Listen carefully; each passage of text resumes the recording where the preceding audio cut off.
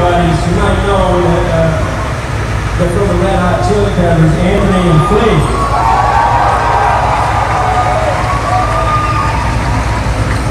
So there are a few people that you run into who just personify greatness, you know, like Ben Frankel and Michael Frankie, I think.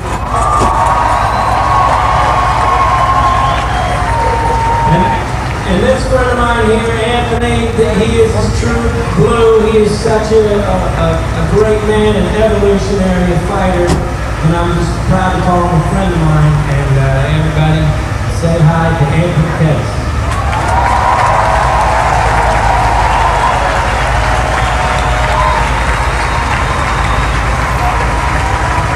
Woody, don't forget your jar of urine. All right.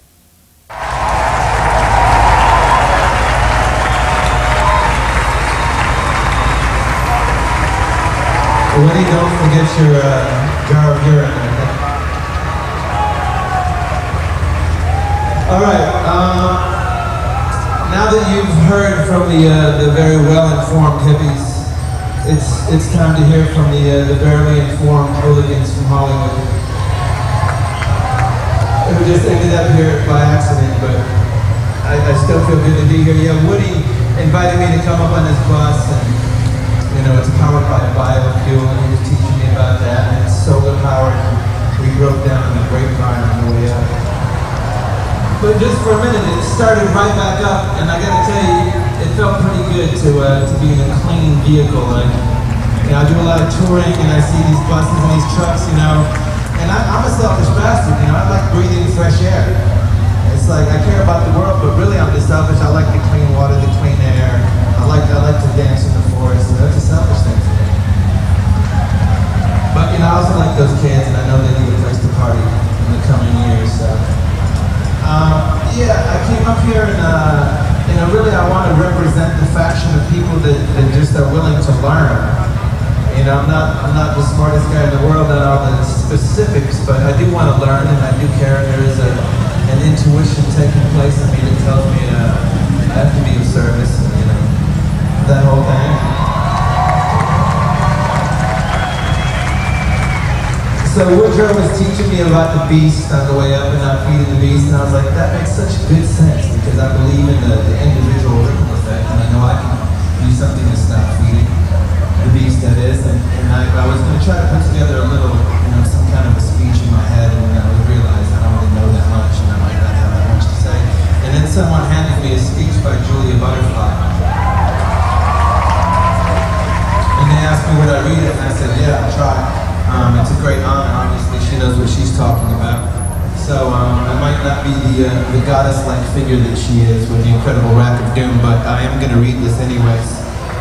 This does come from Julia. People of the earth unite. It is time for a conscious resolution.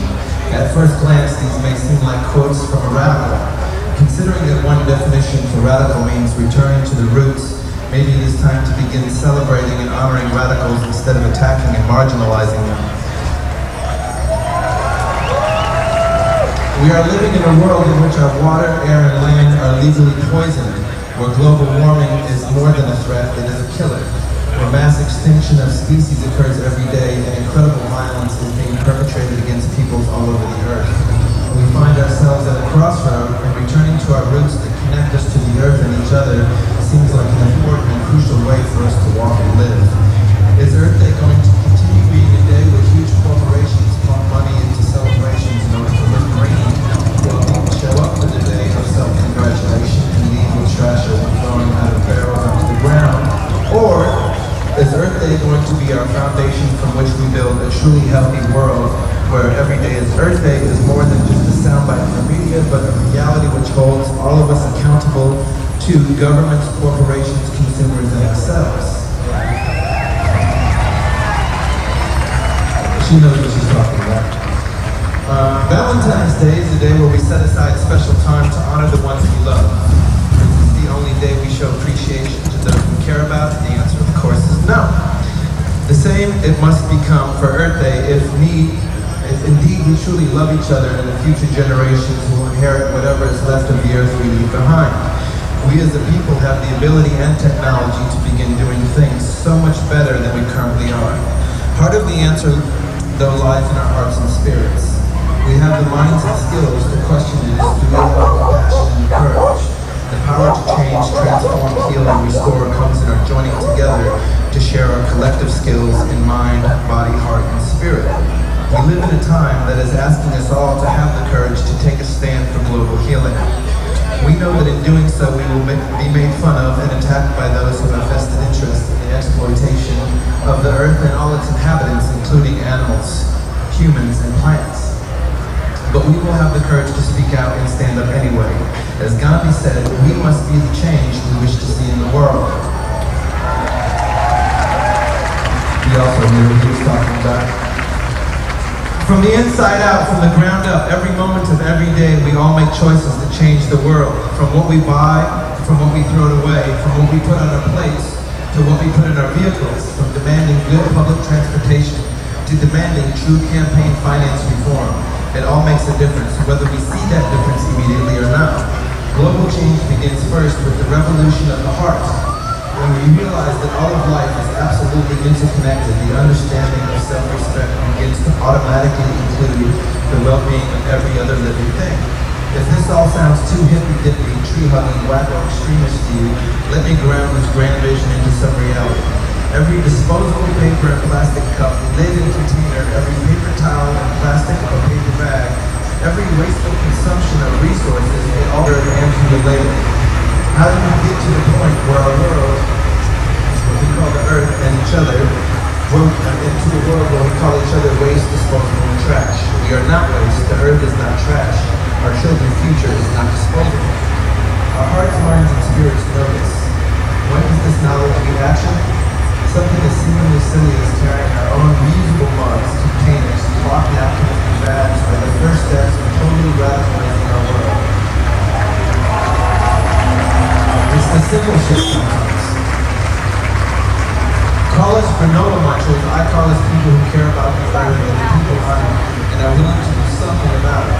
It's not that we can make a difference, it is that we do make a difference. The question is, we must ask ourselves, what kind of a difference are we going to make to the butterfly hill?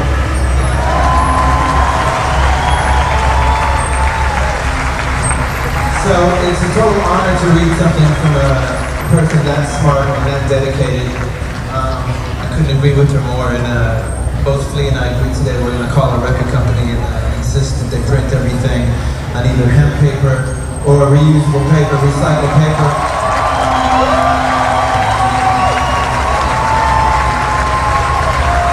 You know, not because we're great guys, but just because it makes sense. And now we got some raffling to do.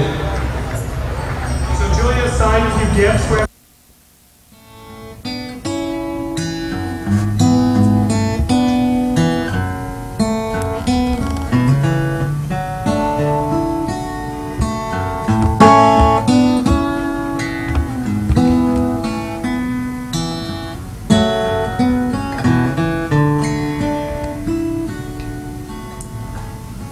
what they say, never know, but when you're gone, miss you so.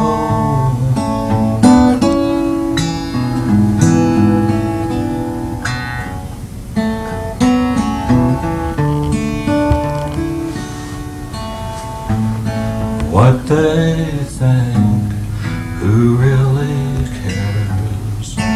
We have a life we really share.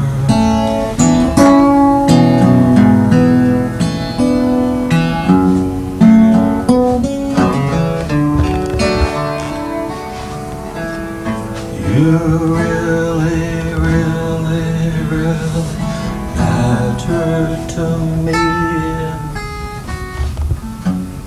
Heart to heart,